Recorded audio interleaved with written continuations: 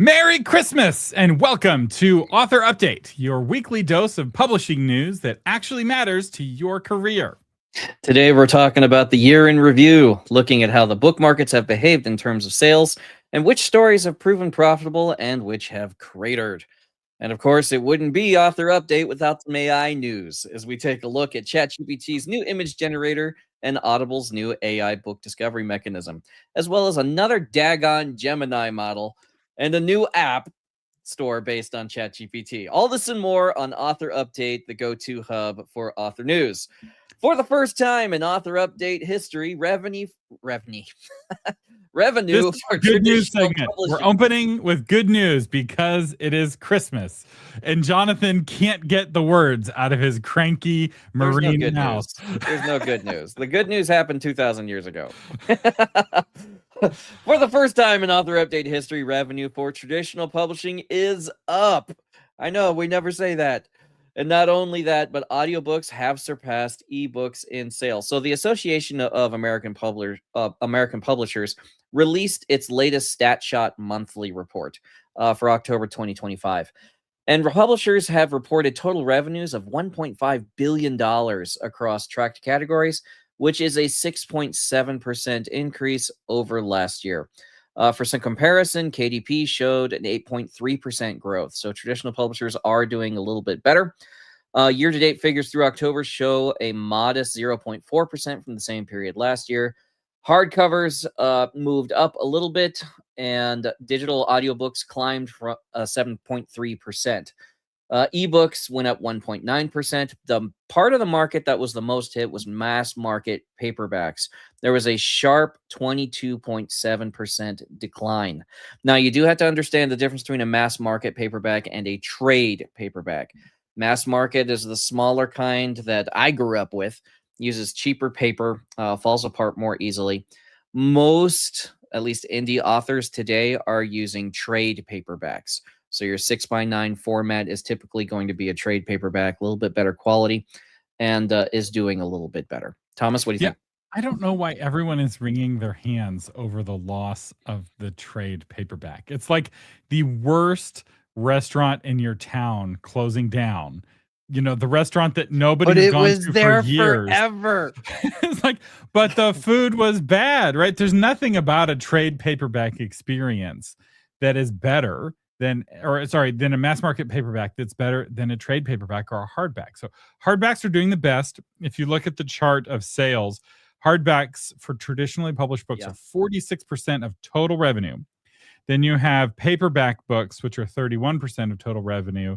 And then you have mass market paperbacks, which are 0.7%. And we have been reporting on the mass market being very low for a long time. The whole business model, though, for mass market is going away, because the reality is, if you want a cheap book, you're going to buy a Kindle and you're going to get your cheap books that way. Yeah. But the big news that they keep bearing the lead on, and that is audiobook sales have now dramatically surpassed ebook sales for the month of October, which is what we have the most recent numbers for. So audiobook sales were 8.2% of total revenue for traditional publishers, and ebook sales were only 7.8%. So this is a difference of, I think, $10 million, something like that. So audiobook has been trending above ebook. It flipped last month, where ebook took number one again, but they're like neck and neck. And so it's very important to realize, if you don't have an audiobook, you're missing out on what is the number two category, or the number three category, depending on how you count. And a lot of indie authors don't have a hardback, which means they're missing out on the number one category. They only have a paperback, which is the number two category. They don't have an audiobook, which is the number three category. And then they have an ebook. And they're trying to get all of their money from their ebook, which is the fourth best-selling category for traditionally published authors. So do yourself a favor and have an audiobook. And maybe do yourself two favors and have a hardback special edition as well. I'm going to disagree with you. This will be fun.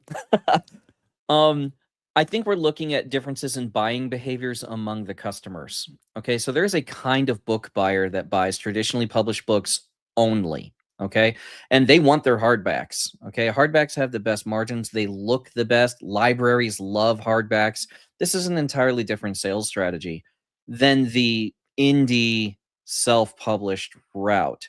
Now, I think this spike we're seeing in audiobooks actually has a lot to do with indie self-published authors getting successful with their audiobooks, and then those rights being purchased by these traditional publishing companies. So, for instance, Matt Dinniman's Dungeon Crawler Carl has contributed a lot to the audiobook market because people are really enjoying that level of production and the kind of storytelling that's going out through it. So I think that a lot of indie efforts, trad publishers are now how do you say this? Parasitizing them.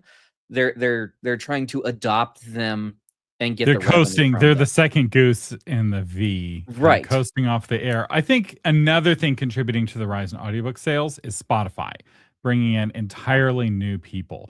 People who've been listening to Spotify podcasts and are now starting to listen to Spotify audiobooks. Right. And Spotify is kicking revenue to the big traditional publishers and growing the pie overall. Because what we're seeing is so an it's like overall bigger pie. Yeah, it's like when American culture changed when they developed the highway system, right? Americans didn't typically move a lot across state borders and stuff until the highway system was created. And now Spotify and Audible and Amazon are creating highway systems for customers to progress on, and it's creating new buyer behaviors. And so now you have Spotify, which was music and had a large music base. Then podcasts went on there, and people are like, oh, I can educate myself with a podcast too. And now it's transferring into audiobooks where people can now listen to the books that they want to listen to. And it's creating different spikes in the traditional publishing market, which is typically 20 years behind in adopting new technology.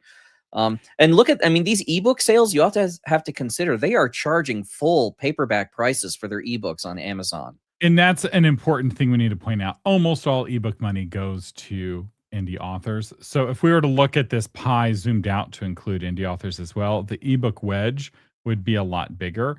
And most indie authors make far more money from their ebooks than they do from their audiobooks. Although part of the reason for that is because they get paid so little per audiobook. So the commissions on the audiobooks are so low that even though readers may be spending more money on audiobooks than they're spending on ebooks, almost all the money goes to Audible rather than to the author. Whereas it's most authors are making 70% of the total price for their ebooks. So ebooks are a much more profitable category. And I should also point out, we always try to share the indie numbers.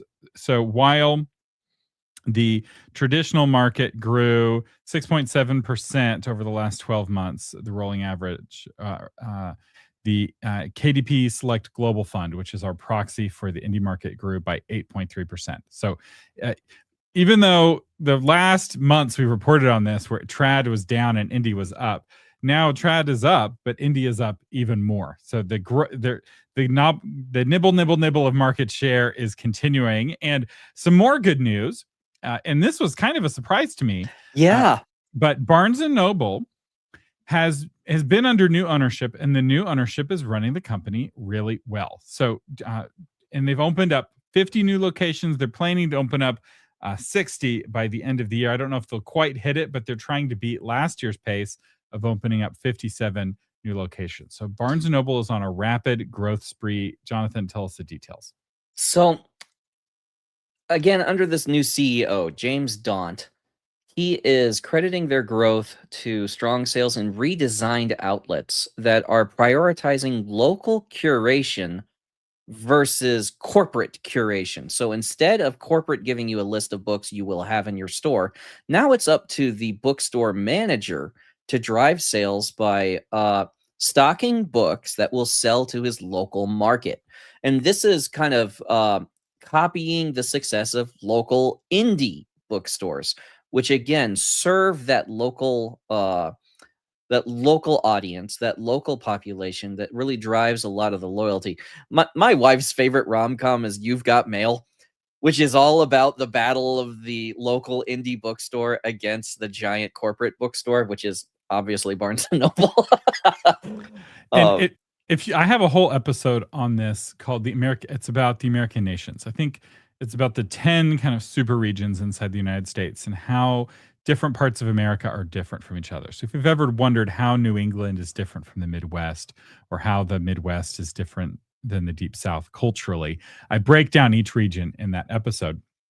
And this new pivot of Barnes & Noble allowing the local store managers to make purchases for their local area is how you compete with Amazon, because Amazon has kind of a global There's for no the entire local market. Amazon. And so it's either genericized to the whole American market or individualized to the individual. But there's no framework inside of Amazon for kind of recognizing your local region, your local culture. I'm like, oh, you're from Texas. Here are some books that are popular with Texans that are not popular with anybody anywhere else. So for instance, I've noticed that people outside of Texas don't really care too much about the Alamo. Not so here in Texas. We care a lot about the Alamo. We remember the Alamo. And so if you've got a new book about the Alamo, if it's in a Texas Barnes & Noble, maybe that's facing the door as you walk in. And people are like, oh, the Alamo, yes. And Arizona, where Jonathan is, the Alamo. What is the Alamo? I think I remember. Oh yeah, that John was that Wayne one movie time about that a long time Texans ago. were really impressed with themselves and lost a battle and were slaughtered to the last man. I remember that one. 300 Spartans. But it's not. This isn't the only thing that they've changed. There's two other changes that Barnes & Noble has done that have been really smart. One is that these are new, smaller stores. Yes. They're a lot smaller in some cases. So in the 90s and in the 2000s, they were opening up stores that were like 50,000 square feet plus. They were these mega stores, which were very expensive when it comes to rent and very expensive in terms of warehousing the books, inventory cost, and they're very expensive in terms of staff and electricity, very pricey. And back then it made sense because if you had the biggest selection, you would win and you'd push out all the small bookstores. But Amazon came in and they're like, oh, you have 100,000 copies in your superstore. Oh, that's so cute. We have 100 million. You are not competing, son. It's not quite that high, but it's that same kind of effect. And so it was impossible for Barnes & Noble to compete with Amazon on selection. And by switching to a new smaller stores, which are now as small as 10,000, so 50,000 down to 10,000, it's a much smaller store. But again, if the curation is done well, and if it's the right books on the shelf, then you can still do really well. And then the other thing, and this was really interesting, was that they're pivoting away from the board games and notebooks and miscellaneous the big media products. section. Yeah. So Barnes & Noble, during the kind of the heyday of the 2000s, they had these mega stores and they were filling them with a lot of non-book products. And the problem is that they could never compete selling a box of Settlers of Catan with Walmart. Walmart's going to sell you that same box of Settlers of Catan cheaper. Yeah. And it wasn't really their expertise. And what made them special and what people think of when they think of Barnes & Noble is books and coffee. Yep. And the percentage of the store that's a coffee shop has gone way up. Not because there's more tables, but because the overall store has gone down. But their goal is to keep non-book purchases to 25% or less. Yeah. And that's the focus is we're going to be a bookstore. We're going to curate the kinds of books that people want, and it's working for them. It also helps that all of their competitors have gone out of business. Yes. Right? There is no more Borders. The indie bookstores aren't particularly well run in most cases. And they're not often run with this like killer instinct of put your competitors out of business and grow an empire. So they're really the only book empire left. I think Walden's Books is out of business. I think there's a bookstore that focuses on airport bookstores. It's a few of those chains are still around. And maybe Walden's is in the airport. Y'all fact check me here. Books A Million's still around, according to Holodeck. Books A Million has local. I don't think we have those. I haven't seen one in my neck. They're not in my area. Yeah, I think that's a East thing. Okay. So anyway, but overall, I think this is really good news. Barnes & Noble's not known for stocking indie books, but more reading is more better. And going to a bookstore is a kind of life identifying event. Because if you walk into a bookstore, you start to think of yourself as a reader. And if you start to think of yourself as a reader, that means you're going to buy and read more books, which means you're going to buy and read more books, which is good for all of us. I'll interview shoppers, right? I'll go into a Barnes & Noble. I'll just start asking somebody questions with trying not to come off like a creep. I'm just like, I'm trying to gather data for, how people are making book purchasing decisions. It's like, do you start in the coffee shop, get your coffee and browse, or is your coffee shop the end of your little tour? Okay, what section do you go to? What do you look for? Do you change what books you look at based on if an attractive individual is near you? Because then the books you're looking at becomes a prestige thing, which this is the only way like politicians' books sell, right? If you have Michelle Obama's book under your arm, you know, this makes a statement, and so the books you have in your arms are a statement to those that are around you. So I'll do interviews like this to figure out why people are doing what they do, why their habit is what they have when they're going through a bookstore. How are they making their purchasing decisions? Will they leave a book on the shelf, continue their browsing, and then come back for that book? Like they bookmark it in their mind and then they come back for it. Do they have a book budget in their mind? I can get this many books, or is it a splurge decision that they have to, work hard or work overtime for later? This is also a generational thing. One of the things we're Yes. seeing is that going into a Barnes & Noble is very popular with young people. And another thing we're seeing with young people is that they're drinking a lot less alcohol and they're hanging out less in alcohol venues. So kids these days aren't going to the bar. They're not going to the club. And they need a place that's a third place that's not home and it's not work, that's open late, that you can hang out. And It has Wi-Fi. And that has Wi-Fi. And most coffee shops aren't open late, but the Barnes & Noble coffee shop is open late and it's got the store. And so part of this is also kind of just a cultural zeitgeist shift of the kids aren't going to the bar, they're going to Barnes & Noble, which, hey, more good news for Christmas. You can also identify college students. College towns, their Barnes & Nobles tend to be more heavily trafficked, especially the coffee shop section. And these are kids who have chosen this to be part of their personality. I go to my Barnes & Noble to get a book and read part of it in the coffee shop. And then maybe I'll discuss it with other college students there. Yeah, I mean, I studied at Barnes & Noble quite a bit when I was in college. It's a decision. This is the kind of person I want to be. And that's an important behavioral characteristic is, what kind of person do I want to be? What kind of books do I want to be seen reading?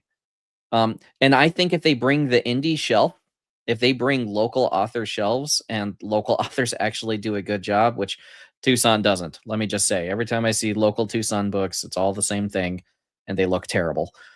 So that shelf probably won't show up at Barnes & Noble because it doesn't look good. But if we had indie books that looked good, Barnes & Noble would absolutely put it up there because it would be part of the local cultural zeitgeist is to, I read local Tucson authors. I read local Southwest authors. Because that decision is being made. Yeah. Some more good news, and that is Author Media is hiring. So we are looking for a person to help with the blogification, specifically with this show. We're wanting to level up the blog versions of Author Update. And so if this is something that you would be interested in, you get to work with my small team of experts. You'll get coaching from me. You'll get paid. This is a paid job.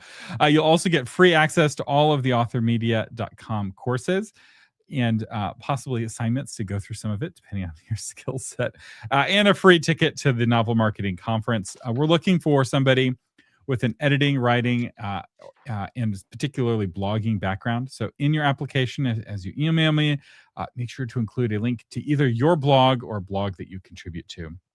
Thomas is a good boss. It is an excellent professional opportunity. You also will get access to the private Author Media Discord, which I totally don't spam or troll. Which is for the team only.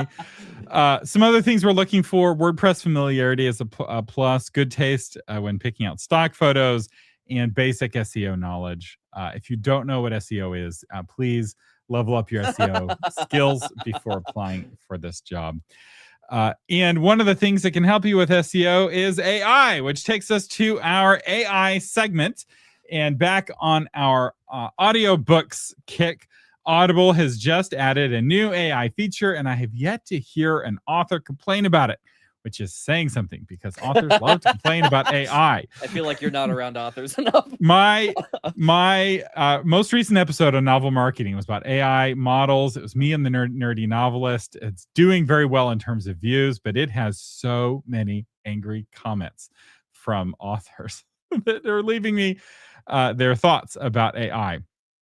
But our news is that Audible has rolled out Maven, which is an AI-powered search tool that lets listeners describe exactly what they want in natural language, and then it will make recommendations. So user can say what mood they're in, what kind of character they're looking for, what kind of narration they're looking for, ask what kind of audiobook is suited for a road trip, etc. So in some ways, it's a little bit like Rufus, but it's a special version of Rufus made for Audible specifically called Maven. And the hope is that it will help surface lesser known books. It'll help surface backlist books. And this is where having a really well optimized Audible page with the right keywords and the right optimization is really important. This is what I was going to bring up. It's like most indie authors don't hardly pay attention to their audio book metadata at all because it hasn't served really well. I mean, audiobook sales for indies have ridden off of the metadata SEO work that you've done on your ebook sales page. So that's how you kind of treated that. But with this, now your metadata has to be good because if somebody's asking questions like, I need a steamy romance for a 7-hour trip that is read by a woman and is set in this time period. Well, you need to have those metadata tags on your book if you write that in order for you to be offered up as an option there. And the authors that optimize their audiobook pages will be the ones that win here. Also, authors with lots of reviews on Audible, because these Rufus, I don't know if we have a lot of public information about how Maven works yet, but my assumption is that it's very similar to Rufus, which is the AI search bot built into Amazon. And that thing almost looks at reviews first and then looks at A+ data and descriptions and all the rest of it. That is overstating it. Like, it obviously looks at the core metadata first, but it puts a lot of weight on customer reviews. It's just really hard to farm reviews for audiobooks because there's no natural organic transition from finishing an audiobook to leaving a review on it. Well, you just have to boost your audiobook sales. And one of the best ways to do that is to advertise on podcasts where audiobook listeners are hanging out. Most authors are like, I don't realize I don't have any sales for audio. And those same authors don't do any advertising on podcasts. And like, I just can't figure it out. Why do audio listeners not listen to me? It's like, what kind of advertising? Are you where the audio visual listeners advertising? Are you hitting listeners? Do you even know that listeners exist, that listeners make decisions with their ears and not their eyes? Thomas, advertise on podcasts. I sell my 3 books a month on pity posts on X. Okay. I wish people would buy my book. Pull your microphone in, Jonathan. All right. Next big AI news is GPT image 1.5. So last week and this whole week, I've been ragging on OpenAI about the fact that it's not number one in anything. Is it becoming the AOL of AI models? I still think it's becoming the AOL of AI models, down to the major merger deal with a major Hollywood studio. So AOL merged with Time Warner. OpenAI has merging a little bit, $1 billion worth, which for them is a little bit with Disney. But they're not going quietly into that good night. And they have just launched Image 1.5, which is actually a really big deal for anyone who's thinking about doing children's books or illustrations. So let's break down. I've done a little bit of experimentation with it. A lot of you liked our Christmas themed image thumbnail for this episode. That was done with the new GPT 1.5 image engine. It can't do 16:9 images, which means I may not end up using it long term, because Google's Nano Banana Pro can, which means I don't have to touch the image. I can just prompt it and then upload it 1-to-1, which is really nice. But the main big feature that OpenAI has been promoting in this new image engine is character preservation. So let's say you have a story about a dog. a children's story and you want to illustrate all the pages of this children's story and you want the dog to be the same, but you want the dog to do different things in the different scenes. Well, that is the whole feature of this new model. And they even have a children's storybook mode built into it. So they're really targeting children's storybook authors. So how it works, first you establish a character anchor. So this is an image that you set that locks in the appearance and the outfit and the personality of whatever character it is. And then you use prompts to place that character in different scenes. So I was reading a Clifford book to my 1-year-old daughter this morning, and she has been very hesitant to get into books. And she's still very small. But I was like, can you point to the red dog? Well, Clifford, it turns out, is like half of the page on any given children's book page. And she pointed at the red dog. She had a lot of fun pointing at the big red dog. And so that would be your character anchor. Have you played at all with this new model, Jonathan? No, I probably will. I've been kicking around creating children's books out of my storytelling podcast and giving them to my girls, just taking their favorite episodes and making little storybooks out of them. So I probably will give it a try. The first thing that came to my mind was for children's book illustrators. Is like, is this going to make your livelihood go away? Authors still need those anchor images. They need that brand setting, unique image still. So you need Clifford the Red Dog. And graphic designers are busier than they've ever been. Really, they are. Every book cover designer I know is so busy you can't even talk to them. There are people posting book cover design stuff on the job board. The only jobs that are not getting filled are the book cover designer jobs. Like, designers are not hurting. If you're a designer with any skills whatsoever and any desire to work with authors, and you have capacity, go to the job board. Yeah. But hang out your shingle, because there are so many authors looking to hire illustrators and book cover designers. So I am not convinced that this is putting anybody out of work in the design space. And I mean, movies with CGI and everything are still hiring concept artists to create the way things are going to look for the remainder of the movie. Okay, so if you're a children's book illustrator and you're trying to advertise to authors who you think are pretty sure just going to use AI to create their children's book, just ride the wave and say, I will create your brand. I will create your iconic, unique image that your readers will love and that they will continue to pursue, even if you continue to generate the rest of AI or offer to do it for them. And just make that money yourself. If you know they're just going to go and do it themselves, just get good at it yourself and do it for them. The thing about authors is they don't want to do do it. They want to sign books. That's from people who don't want to learn how to do this. So another improvement over this new model. If you use the old GPT image model, if you made any changes to the model, it would often change the whole image and not just the one part that you would change. So if I'd be prompting for an author update image and I would want to make Jonathan grumpier, it would make Jonathan grumpier and make me goofy happy and like change our ethnicities a little bit. It's like, I just want this one tiny change. Don't touch the rest of the image. Now it's able to do that. In fact, when I was doing the image for this episode, it put a picture behind me because I have a photo behind me of my family. But then it hallucinated the family and gave me an Asian family, an Asian wife and Asian children. Was this an Office episode? And so, yeah, this is Asian Jim.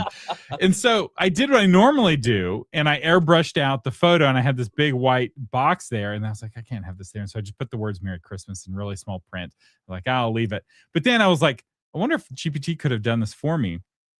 And so I just said, remove the photograph and replace it with more books. And basically instantly, it's much faster than the older image engine as well.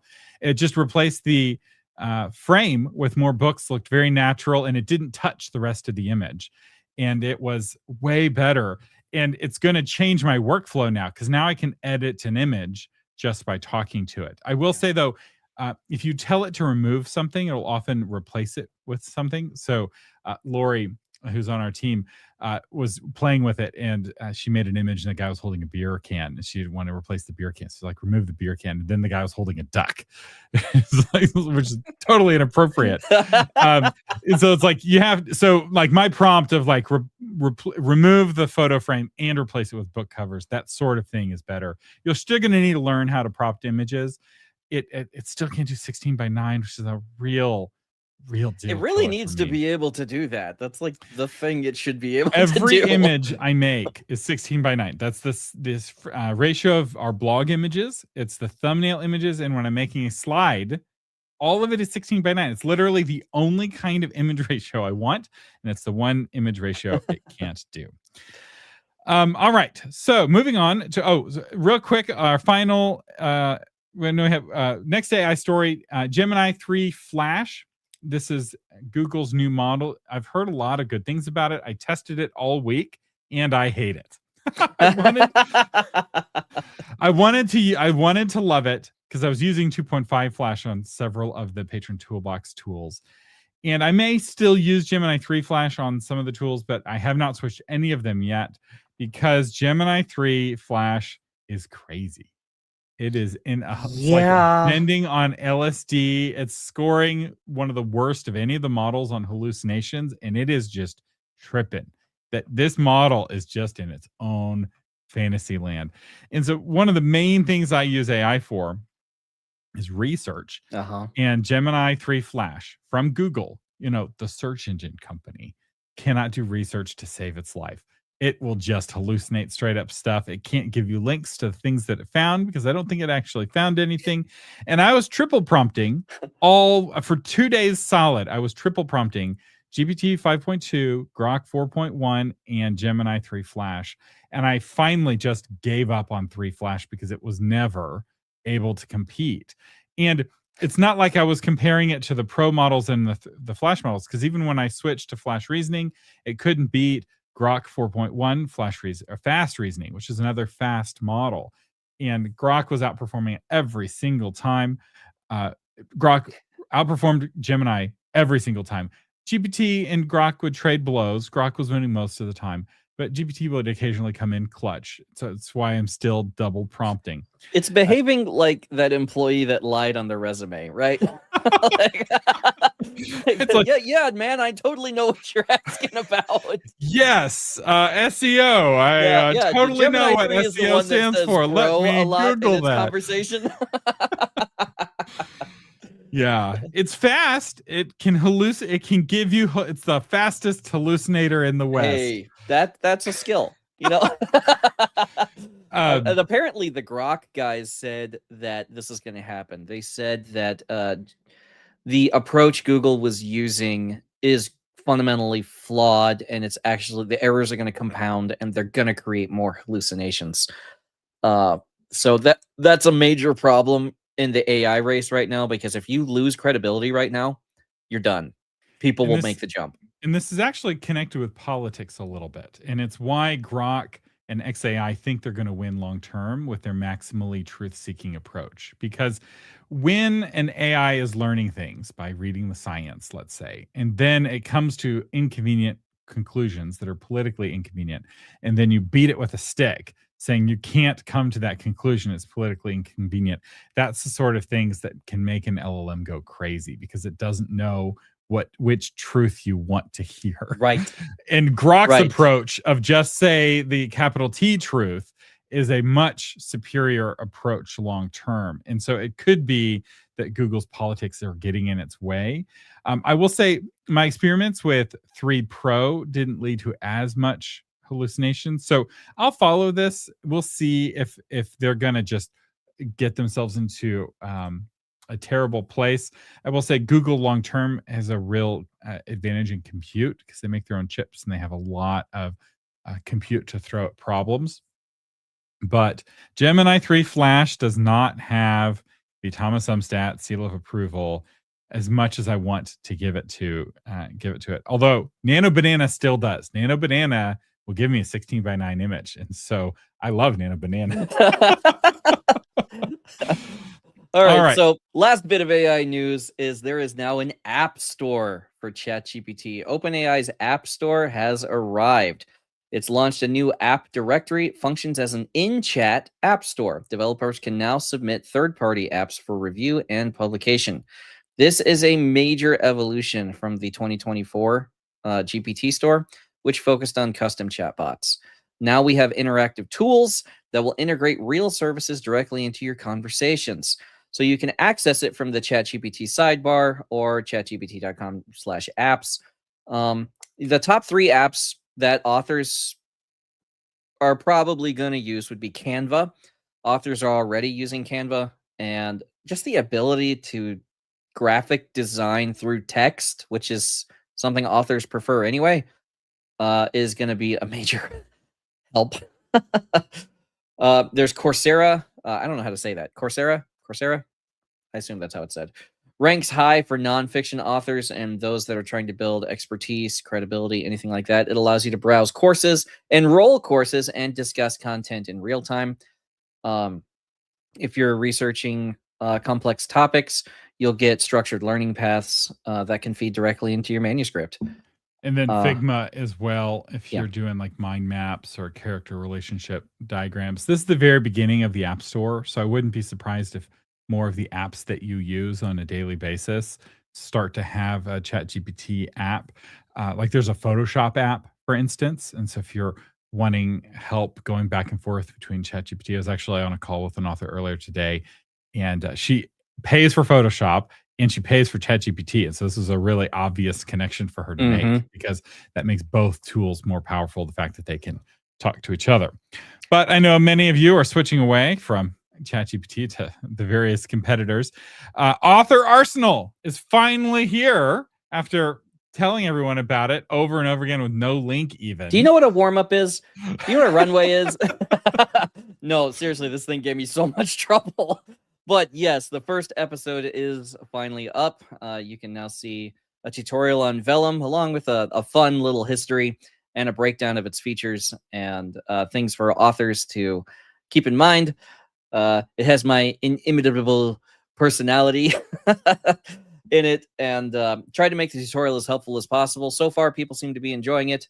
You guys can go and check it out on the Author Arsenal channel and find it there. I searched it just by typing in Author Arsenal. It was the first thing that came up, so should be easy. And you should start doing Author Arsenal polls with the poll feature and ask people which service you want to do a tutorial for next. So yeah, I only have 3 comments on the video as of now, and one of them is asking for Kickstarter. So guess what my next video is?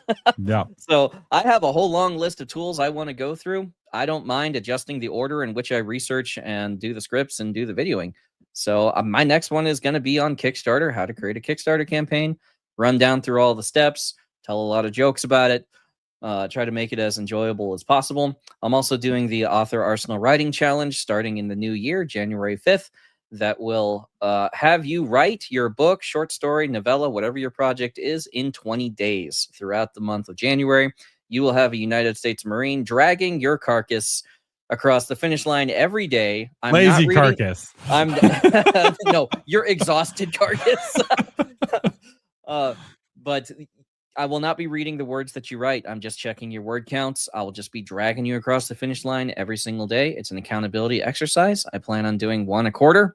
So those that get through the first one and they finish whatever project is that they're working on, they'll come back for the second one because of what they got done. I plan on writing 4 books next year. I will be writing in the writing challenge. I will be finishing a book in January. A whole book. I'm trying to do 5,000 words a day. That's my goal. That may not be where you're at. That's fine.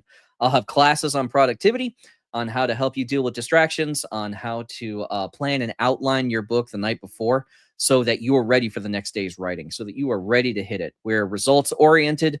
We are aggressive in trying to get this stuff produced, to get your book done. First draft. We're not focusing on editing. We're not focusing on proofreading. I don't care about any of it. I want you to produce crap, because you can work with crap. You cannot work with whatever dream you have in your head. So the Author Arsenal Writing Challenge will be available. I'll throw in a link to the sign up at the end of this video, and I hope to see you guys there. Next one, we have our year in review from Jane Friedman. So Jane Friedman has a just incredible email newsletter called The Bottom Line. It's one of the few paid industry news sources that I have got that I pay for, and I have since back when it was called The Hot Sheet. So I'm not entirely sure why she changed the name. I feel like Bottom Line has worse SEO, or it's harder for people to find it. So just search for Jane Friedman if you want to follow her news. If you're a fan of Author News, which I know that many of you are, Jane Friedman has really good analysis. And she did, so everything we're about to share is from Jane Friedman, which is why I'm pinpointing this. So we're going to riff on her year in review, because I thought she did a pretty good job capturing the big news stories of 2025. And so if you haven't been following Publishing News very much in 2025, we're about to give you the year in review, starting with the $1.5 billion Anthropic settlement. So if you've been following our episodes for the past 2 months, we've been talking about this giant Anthropic settlement. It has tons of authors excited. You know, we're punishing AI. We're finally getting them. And it is not my opinion that that is what is going to happen. Authors are excited about the potential payouts for the copyright violations if their titles were pirated.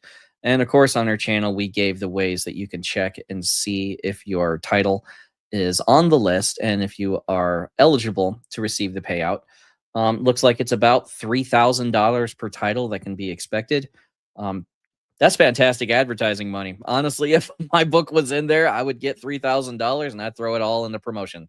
I mean, that's just that's just Maybe investment, right? $3,000 courses for traditionally published authors going indie or something. Yeah. So anyway, that's the big story, and I suspect the poor Copyright Office is getting swamped with authors who are now suddenly registering their copyrights because sucks because in the government shutdown, that was not a good time. Although it still count when you file it. The filing date is what matters. And there was some bad advice that even I got pulled into a little bit, which was you don't need to register your copyright to own your copyright, which is correct in all of the most useless ways. So while it is true that you own a copyright on something, whether you file the copyright or not, it is also true that that copyright is not financially meaningful in any meaningful way that will matter in, say, a class action lawsuit, right? Unless it's a registered copyright. So you have to go to copyright.gov. Don't go to any .coms or .orgs or .nets or totally not a scam. No, my book is copyrighted in Nigeria, though. Go to copyright.gov. If you need help with the process, get an AI to help you with the process. Any of the AIs can help. I've got an AI called Not a Lawyer that's a part of the Patron Toolbox that can help you with this process of registering your copyright. It's too late for this class action lawsuit, but there's a bunch of other similar class action lawsuits working their way through the court system. Yeah, there's one targeting Meta that actually just this week amended or put in a request to amend their case to make it more similar to the Anthropic case. Now that they realize that there's this is a way to get money, and Meta has a lot of money. Speaking of companies with a lot of money, Jane Friedman points out that the biggest unresolved issue of the year is TikTok ownership. So President Trump issued an executive order giving the company that owns TikTok, ByteDance, a 75-day extension to sell TikTok before it would be banned in the United States. When that time period passed, he extended it again, and then again. And now it's 2026, and we still don't have a resolution. The fate of TikTok is still undetermined. There is a US-based joint venture trying to do a deal to purchase TikTok. It hasn't gone through yet. The most recent extension goes through the 23rd of January in 2026. So we still don't know how this is going to swing. And if authors built their platform on advertising through TikTok and it suddenly goes away, then you really got to spread your bread out. Like the thing is that this TikTok saga has been pulled into the tariff saga and all of the multilateral, or it's a bilateral but multi-topic negotiations with China. It's a negotiating lever now. Yeah. So it's probably going to stay in play that way. It's kind of a perfect lever, because if Trump does nothing, TikTok goes away. It's the only thing keeping TikTok operational is President Trump continuing to take additional action to extend it. Because, and I want to make this really clear, every time we talk about TikTok, Congress, which passes almost no bills, I think they just passed their 6th or 7th bill for the year. So the whole year they have passed less than a dozen bills. So like Congress, the legislative branch almost doesn't function, but they somehow passed a law banning TikTok, and the president signed a law banning TikTok, which means TikTok is like super banned. It just needs enforcement. Is delaying the enforcement of an actual law that got passed. So we won't belabor this anymore, because I suspect most of you aren't on TikTok. I don't think we have a lot of Gen Z. We probably have 6 or 7 Gen Z listeners. So the biggest failure of the year is actually tied to TikTok. They started their own publishing company to try to capitalize on the trend of BookTok. And they're like, oh, we'll just make the books that will then go viral on BookTok and we'll print money. Well, that hasn't worked. We apparently have no Gen Z listeners. I was expecting a freak out in the chat over that oblique reference. This publishing company didn't even last 2 years. The authors that were a part of Eighth Note Press have been stuck in the lurch. And if a publishing company closes down when they have your book publishing rights, it can be a fight to legally get those publishing rights back if there's nobody at the company to man the desk to give you your rights back. So it can be a massive, massive pain. We covered a bunch of publishers closing. This is the one that Jane Friedman chose to focus on. But there was a lot. This was a tough year for traditional publishing. I realized that we had good news this month, but every month leading up to this has been just blood in the water in terms of red ink. And I don't know if the core systemic issues in traditional publishing have been solved. In fact, I don't think they have. The fact that Barnes & Noble on the retail side is getting their act in order and opening up stores is going to help out traditional publishing. But traditional publishing is going to need to learn how to make books for the whole market and not just making books for the same kind of person over and over and over again. So they have a real diversity problem in traditional publishing that I don't think they have a good solution for. And it's, I think, one of the things that's leading to all of this blood in the water in terms of losses and publishers closing down. But if we're dealing with a strategy that is also more localized, reaching a localized region with different titles, I don't know if traditional publishing has the flexibility to move to that kind of model. I don't know. I also question if management of Barnes & Noble, so the store managers themselves, will have the flexibility, because that's not a corporate culture thing. You just, if you want to get promoted, you do what corporate tells you, and it's the best obeyers that get promoted or kept in their jobs or whatever. And to totally upend the culture like that for Barnes & Noble to value competence over compliance, if they hire the right people, then it'll work. But you're looking at lower floor space, which means fewer titles that you can shelve. You really got to make the right choices then, because and really what's making these numbers go up is romantasy. Like if we're very honest, I think is a bubble. It might be, but when the bubble is growing, the bubble's growing really fast, right? Like once the bubble pops, it might pop all the way. Another thing Jane Friedman pointed out was that this was the year criticism became a cultural loss, but not a commercial one. She talked about the Associated Press announcing it would no longer do book reviews. I think that this isn't really a 2025 story. It's really a kind of a recent era story that critics, particularly kind of main legacy media critics, don't matter, and they haven't mattered for a really, really long time. One TikTok influencer is far more, the top TikTok influencers are more influential in terms of actually selling books than even the top folks at the New York Times. Like the top slots are all social media people now. And that's been the case for a really long time. the AP admitting that it's not even worth hiring a person to do this is, kind of was the inevitable outcome. But the reality is, everybody's a critic. We all can leave reviews. And the synthesis of reviews on Amazon that Rufus now does, where Rufus will summarize the reviews, that's more valuable for more readers than what an AP journalist has to say about the book. The most advanced, or the most dramatic advancement, has been AI-narrated audiobooks. Most retailers do now sell AI-narrated or synthetic voice audiobooks. A lot of self-published authors have chosen this as a economical method of moving a lot of copies. You don't have to pay for a narrator.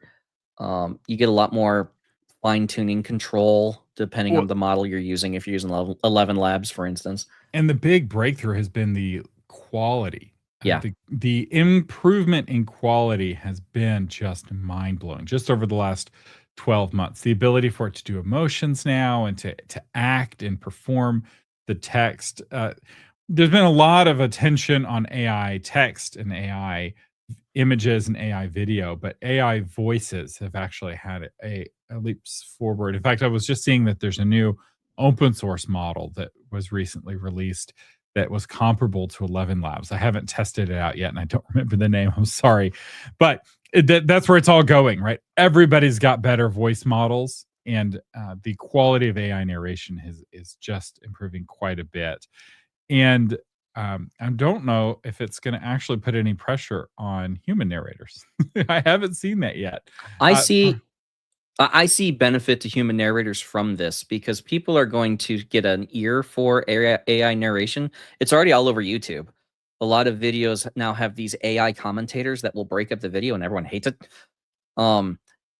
People will get an ear for it, which means that human narrators will then be able to charge premium prices. So when you were competing with other narrators before for the budget price, now you're not competing for the budget price. AI has that locked.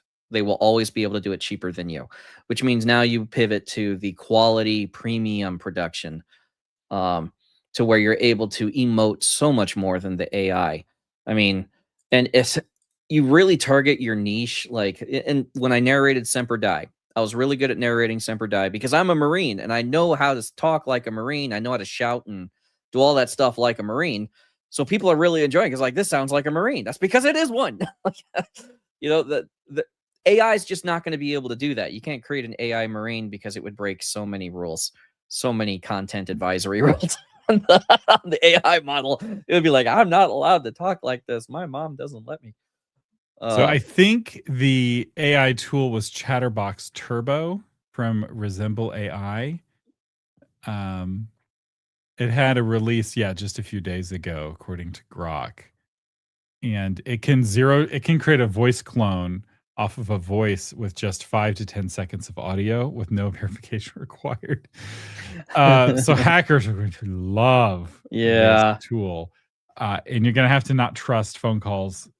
You need to trust phone calls even less than you do already. All right, we need to hurry on because we're running out of time. But the final thing she pointed out, NaNoWriMo, we've covered this. NaNoWriMo kind of went away, but it's still around. It just has a new name. And I should point out, we actually have taken NaNoWriMo, National Novel Writing Month, which is normally in November, and we now have a space in the authormedia.social called Novel Month.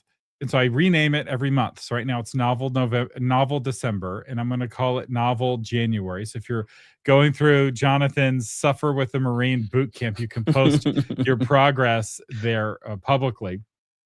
And it's if you're a part of the authormedia.social, which it's free for patrons, it's free for students going through the course, it's free for people coming to the conference. And if you're none of those things and you still want to join, it's a one-time cost of $8 or $9 just to keep the bots out. And then you're welcome to use that and to participate in that community. So while the NaNoWriMo organization is gone, the dream of writing a novel in a month still lives. And that takes us to the K-Lytics reports. I guess we should jump straight to, you want to jump straight to the paranormal romance report, or you want to talk about Christmas? No, I can summarize the Christmas romance one really quick. Yeah, let's hit that one real quick. So Zeitgeist, we are of course at Christmas time. So this is when everybody turns on their Hallmark movies, and I have to suffer through the same flannel protagonist who's somehow better than the super high-powered How is everyone executive. in this small town so beautiful? Oh, I love this guy so much. He's a single dad. Anyway, this is now that time of year. Christmas Romance Report. The report profiles over 7,050 titles, total market of 32,000 titles, and about 1.83 million in monthly royalties, which is excluding Kindle Unlimited page reads. The top performers, number one title is about 2,300 daily sales a day. Just 3.9 for number 1,000. So you really got to be the top of this category to be able to hitting anything. The major thing here is that Google search interest for Christmas Romance is on an upward trajectory, but the supply spike in October is low quality AI generated titles, because guess what? There are so many Hallmark titles centered around Christmas that AI can write one easily. It's not like they're special. So 50% of September 2025 releases had 0 or 1 review on them. So that's a good way you can tell that something is AI generated, because AI doesn't have friends and family that will leave reviews to make it look like it's an actual real thing. And when we say AI, what we really mean is that there's a person who's generating a book a day. Yeah. Under dozens of different pen names, and isn't putting any effort into marketing those books. So the strategy is you're using Amazon's machine learning algorithm to determine which of these books are hits, and you're just buying a lot of lottery tickets cheap. So K-Lytic's recommendation for those who are looking at Christmas in 2025, which you got 4 days, prioritize Kindle Unlimited enrollment. 84% of royalties are in Kindle Unlimited for Christmas Romance. And that's just, you need to understand that about romance. All the money is in Kindle Unlimited right now. Focus on series formats. Evergreen Hollow from Fiona Baker is doing well. Jenna Gusman's Mistletoe Meadows. Do series like that over standalones if you want to do reader retention, because you want to continue to profit off of Amazon's built-in recommendation system every time you release a new book. You want to look at about 200 to 300 pages to align with distribution peaks across the genre, and price strategically. Your top titles are going to average $3.99 to $5.99. 99-cent deals do boost visibility. You want to optimize your categories, which get the report for that. And then you can check out this report to see what covers are doing the best. Actually, it looks like the non-human covers, so like covers without humans on them, are performing better than ones that have humans on them. But then if you're going to do humans, you also have to look at if it's just a female, or if you're going to have the couple, or what you're going to do. Part of the success of Hallmark Christmas movies is actually in what's behind the actors. So if you're ever watching a Hallmark Christmas show, if you ever pause it, any frame feels like a Christmas card. It's a horse stable. There's so many Christmas trees. There's so many Christmas lights. My wife and I are watching The Mistletoe Murders, which is actually pretty good. It's like a mystery Hallmark show. And at one point, the protagonist lady is interviewing this janitor who's like in the janitor's closet lounge room, and ask him about the murder. And he has a Christmas tree in there. It's so like out of character. She even mentions it, like, oh, you have a Christmas. She's like, oh, I want to feel Christmassy. And it's very notable because the Christmas tree is behind the protagonist lady. So every time you see the heroine, there's a Christmas tree blurry in the background with the lights on, giving it that Christmassy feel. And so giving your book cover that Christmassy feel, I feel like, is really important for this. For more help on this, do get the K-Lytics report. We have an affiliate link for K-Lytics. It's authormedia.com/K-Lytics. It's like Kindle Analytics, but K-Lytics. And special thanks to Alex, who runs K-Lytics, for letting us summarize his reports, not charging us for it. And if you do use our affiliate link, it helps him know that we're not just stealing away all of the research. Right. I didn't give you all the data.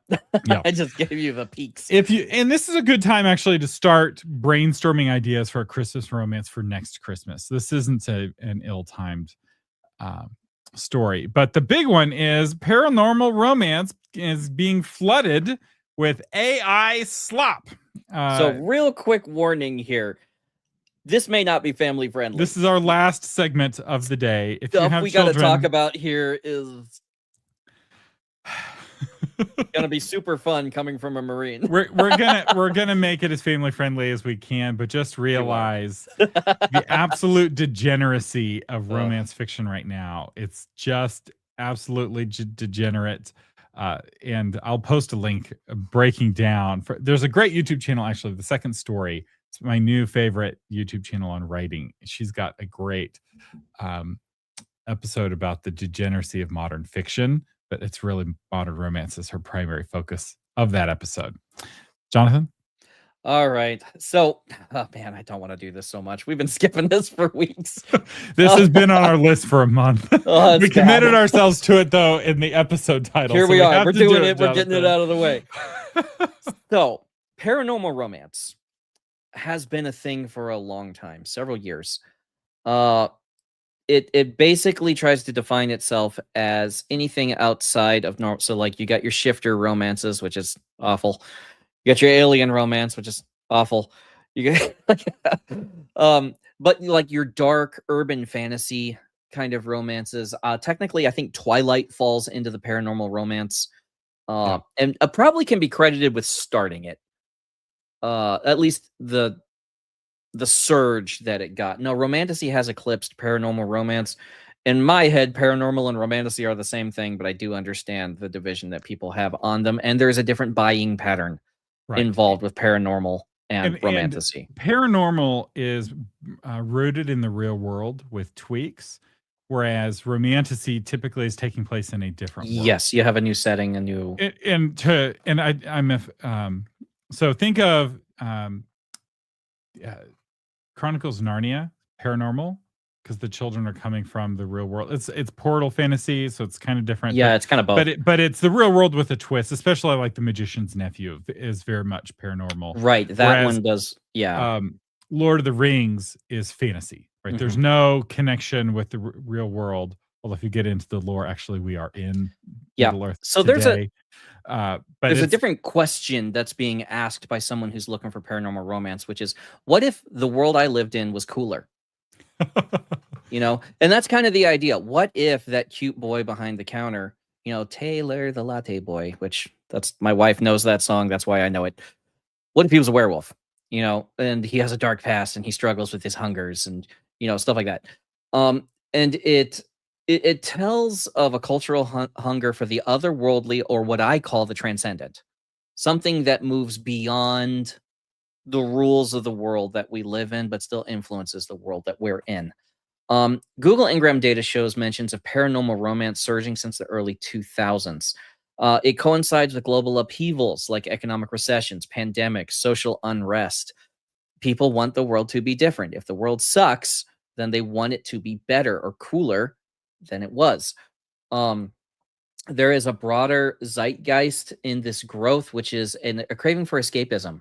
Supernatural elements offer metaphors for resilience, so vampires can endure eternity, so that love would be more consistent, right? And typically you'll see vampire romances or couples enduring beyond the normal span of time, which is kind of feeding a hunger for commitment, right? Because if you fell in love with a vampire, he'll be in love with you and faithful to you forever, right? Because that's how every vampire romance story goes. If you watch Dracula Untold, right, which was released a few years ago, and is a really good Dracula movie. I really like it once you get past the first 10 minutes.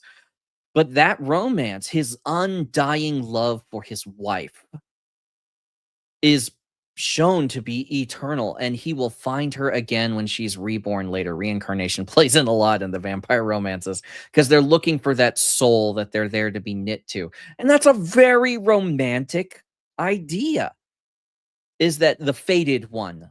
It's kind of like a chosen one trope, but in romance, is that you are fated to be with this person. Destiny or the gods or whatever has determined that you are to be bound with this perfect soul, and you're just supposed to find them. And that goes great with immortal beings like vampires, elves, That kind of idea where they can wait for you and search for you and constantly long for you. That's a very romantic inclination. I realize I I'm blowing up every to preconception connect about me. paranormal romance and Christmas romance. A paranormal Christmas romance is The Nutcracker. So Claire, at the first beginning of the story, Claire is in the real world. She's at a Christmas party, and then she falls asleep, and she sees a battle between the Fae, different Fae factions. Right there's it's the Winter Court, and their elves or soldiers are fighting these mice and these rats, and then ultimately she's transported to Fairy. She's taken to the Winter Court of the Fae, and she sees the Sugar Plum Fairy dancing. And what's very interesting is that, because we watched this recently with my kids, and I didn't realize like how much the like Fae fairy mythology is kind of baked into the Nutcracker, because I mostly remember it for its music. But the story ends with her still in Fairy. There's no indication she ever returns or survives. It's like at one point in the one we were watching, which is the one with Macaulay Culkin, she's eating the food, and I'm like, you never eat food offered to you by a fae. That's like rule number 2. Like, always bring iron, never eat the food, make no promises or agreements, right? It's like the simple instructions for dealing with the fae. And like Claire breaks all of those rules. She is never coming home. She's going to watch the dance of the Sugar Plum Fairy until she dies. So the tropes that dominate paranormal romance right now have shifted from alpha dominance to empowered bonds now. So titles emphasize things like fated, rejected, alpha, shifter, wolf, reverse harem, omegaverse, fae, and bonds. So this word cloud produces something that is about destiny, transforming you through the power of destiny. You are destined to be more than you are because of who you will love or who loves you in return. This is amplified in descriptions with words like fated, dark, protect, power, secrets, claim, things that are very ownership based. They're very there's danger, there's risk, because I'm owned by destiny or by this person who's destined to be with me, and there's risk associated with that.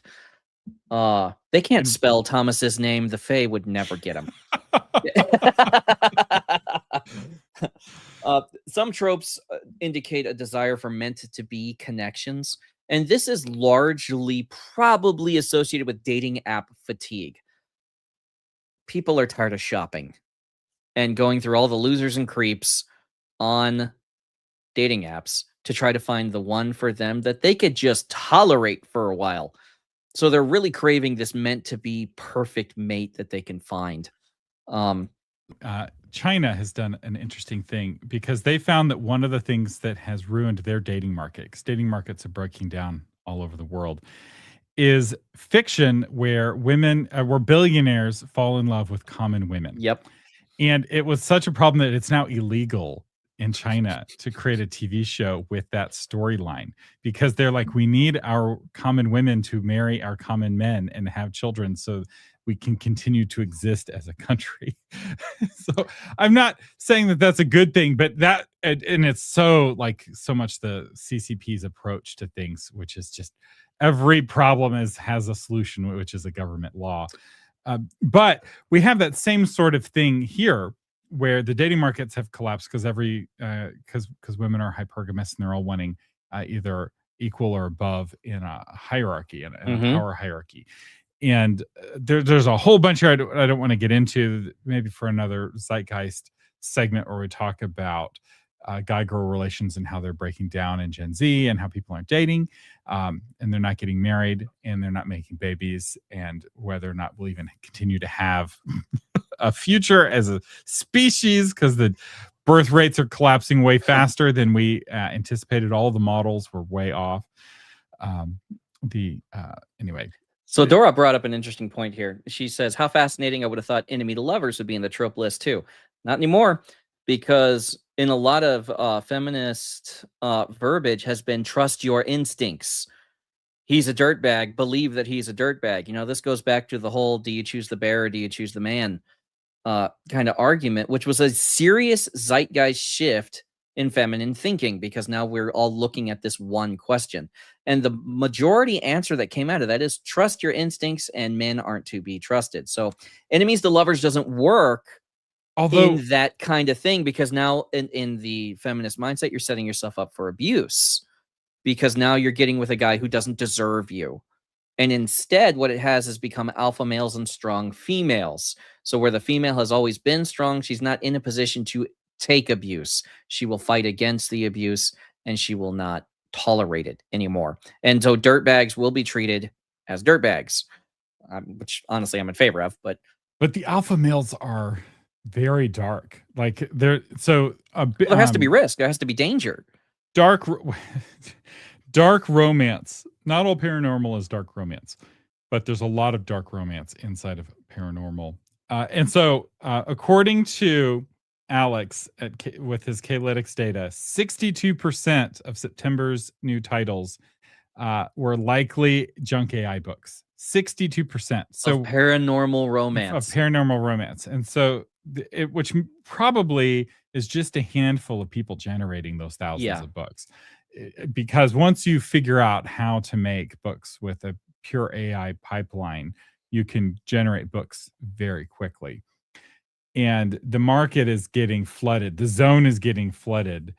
And I'll be curious to see what the impact is, because I feel like romance books, and the more degenerate romance books, even more so, are the ones getting hit first with this slop. There's slop on all the genres, but there's a view in the AI world that romance, since it's so formulaic, is the easiest for AI to write. Well, there was already a culture among the authors of paranormal romance to write fast, write rapid release, and now AI tools have just made that easier.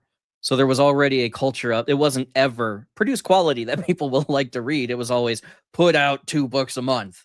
And now you can put out 30 books a month. Also, reverse harem, going back to the enemies to lovers discussion. Enemies to lovers is the Beauty and the Beast story. It's kind of one of the oldest stories of romance of I can fix him. Whereas in dark romance, it's I can replace him. Right? I have all these men, and I just replace the one man with the next one. And it's not about fixing the man. It's not building a lifelong relationship. It's not a genre I care for.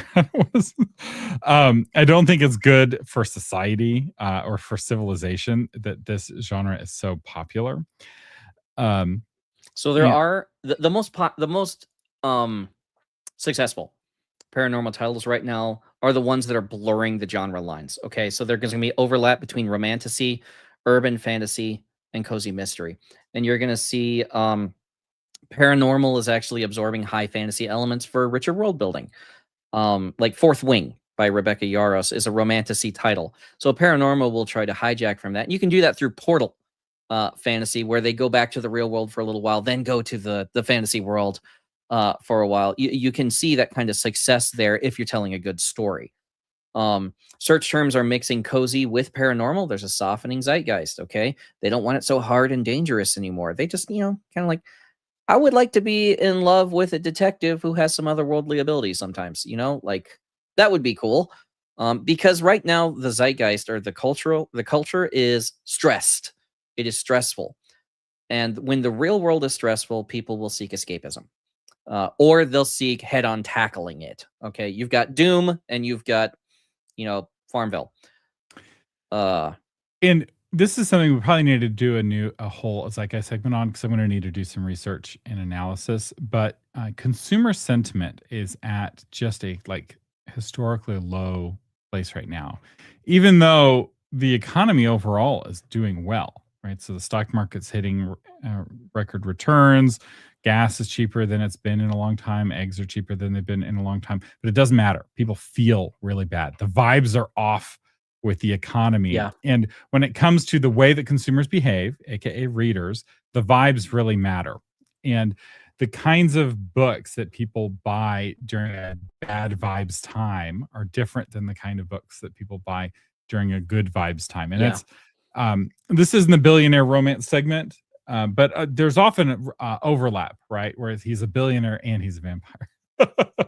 Well, that's a portal fantasy. You're being moved from one world to another. by dating the billionaire. Now, instead of working at your dead-end job at the grocery store, you're now on a yacht. And you're trying to interact with this society now. So that behaves like a Portal fantasy.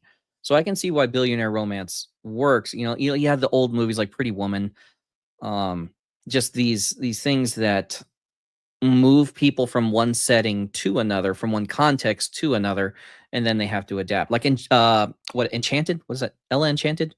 Enchanted. No, it's Enchanted, where a princess gets moved from the fantasy world to the real world and brings her fantasy personality with her, and everyone in the real world is like, this is awesome.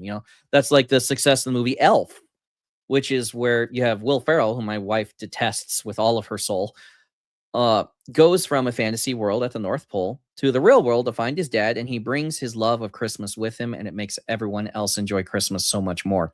So and that's a perennial favorite. People love that story. So especially in a world that is stressed, that is experiencing so much upheaval, they're able to, if you're able to take your story and portal them out of it to a better place, or bringing someone from a better place to the world that you're in that makes it better and improves it, I think that's going to see a lot of success in the Christmas season. All books are a portal, in a sense, right? You're taking somebody into a new world of your creation. And so take them to a world that is based on the good, the true, and the beautiful. And like and subscribe to Author Update. We never once said that. Maybe at the beginning we mentioned it. This is our new channel. So if you haven't liked the new channel, make sure you're subscribed, because we now have 2 novel marketings on a separate channel from Author Update. We're going to be posting clips here and the live episodes here. The novel marketing channel is going to be focused on the evergreen novel marketing episodes, and Jonathan now has his own channel, which is Author Arsenal. So if you want just Jonathan, have enough work. it's Author Arsenal. If you want just Thomas, it's novel marketing, and then Author Update is here. And with that, we're almost 20 minutes over time. But we hope that you all have a very, very Merry Christmas and a Happy New Year, and that you live long and prosper.